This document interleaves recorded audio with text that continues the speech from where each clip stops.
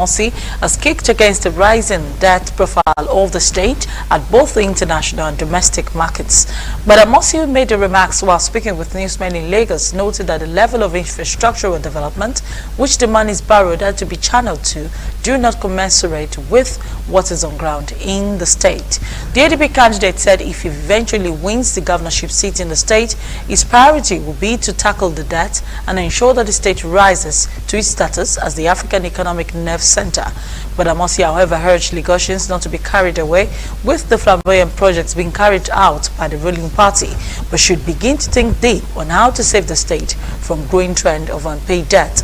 He also stated that he would fix the epileptic power in the state within the shortest time and ensure that more foreign investors come on board through provision of a conducive business environment for businesses to thrive.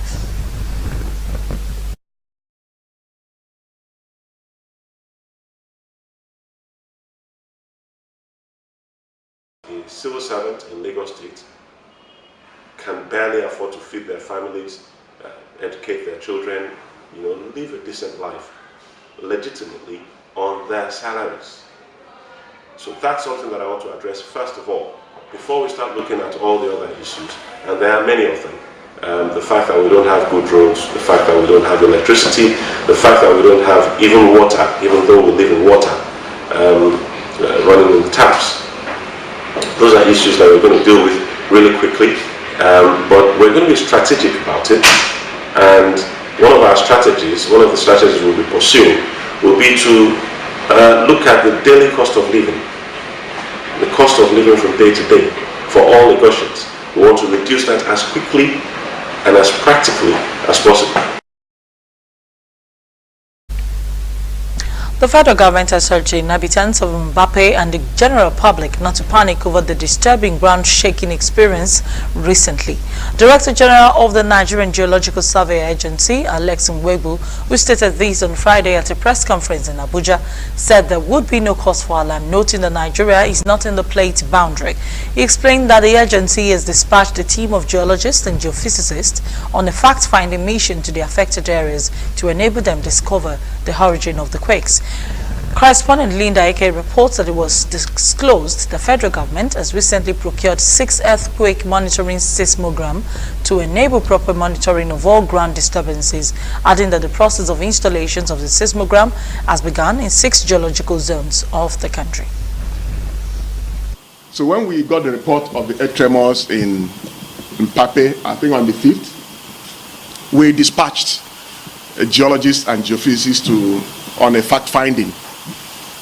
What actually is the cause of this? We interviewed the residents to find out the intensity of the vibration, because we generally classify earth tremors or earthquakes in terms of either the intensity or the magnitude. There are certain parameters that enable us to define the degree of intensity. For instance, when they went, they did not witness any cracks on the walls of the building. They did not witness cracks on the ground. So, which means technically, it's an earth tremor of relatively low intensity. Now,